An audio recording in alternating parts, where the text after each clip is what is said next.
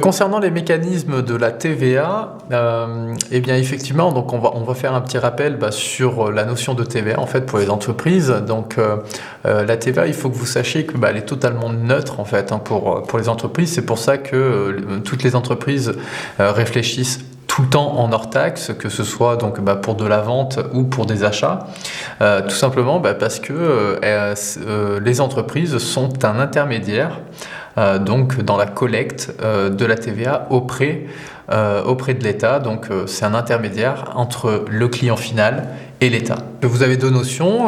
La première qui est donc la TVA collectée. La TVA collectée, effectivement, c'est la TVA que l'on va collecter donc sur nos ventes que l'on a facturées donc à nos clients. Et nous avons la TVA déductible qui est elle donc la TVA facturée par nos fournisseurs donc sur des biens ou des services que l'on a achetés. Vous avez donc un dernier concept qui est donc le solde de TVA, et le solde de TVA ce sera donc le résultat entre la TVA collectée du mois et auquel on va soustraire donc la TVA déductible. Suite à cette opération, si on a plus de TVA collectée que de TVA déductible, eh bien on aura une TVA qui sera elle à décaisser. En revanche, si on a donc davantage de TVA déductible par rapport à la TVA collectée, eh bien on aura le droit donc à un crédit de TVA qui sera lui donc reportable sur les mois suivants lors des prochains paiements donc de TVA auprès de l'État. Concernant les taux de TVA, comme vous le savez, donc le prédominant c'est bien sûr donc la TVA à 20%. Vous avez donc un taux intermédiaire qui est lui à 10%, un autre taux qui est lui à 5,5% et le dernier qui est donc à 2,10%. Pour que vous puissiez calculer donc aussi et faire la différence en fait entre le hors taxe et le TTC, donc pour passer du hors taxe au TTC, eh bien tout simplement on va multiplier par 1,20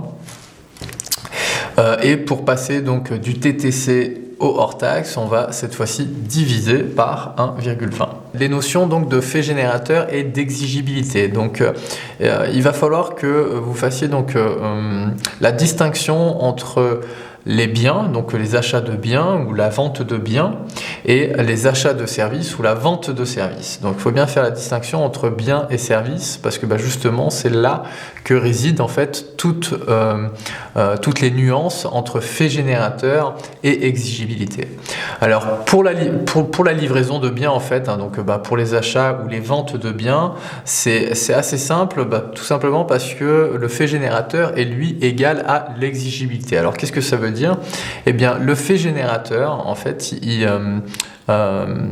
apparaît simplement au moment où l'on va enregistrer la facture comptablement. Donc ça c'est le fait générateur pour que la TVA soit elle après collectée ou déductible. Donc sur la livraison de biens, effectivement, tout concorde, autant donc autant le fait générateur que l'exigibilité. Donc l'exigibilité, elle, qu'est-ce que c'est? C'est simplement aussi l'écriture comptable donc de la TVA qui sera elle donc soit déductible, soit collectée.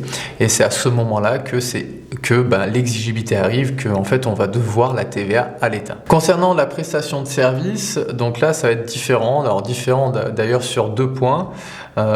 Différent déjà de base, tout simplement parce qu'il va y avoir une distinction réelle entre le fait générateur et l'exigibilité, et une distinction qui est secondaire et qui est plus issue en fait d'une option. Alors c'est ce qu'on appelle l'option pour les débits, et c'est une option pour laquelle on reviendra un petit peu plus tard. Donc concernant ces achats et ventes de services, pour le fait générateur, le fait générateur c'est quasiment pareil que pour la livraison de biens, c'est-à-dire que le fait générateur constitue en fait simplement la comptabilisation donc de la facture à notre client ou celle que l'on reçoit de notre fournisseur.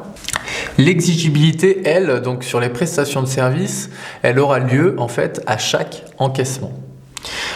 Donc que ce soit en fait même au niveau des acomptes ou sur de l'encaissement en fait final à l'achèvement des prestations.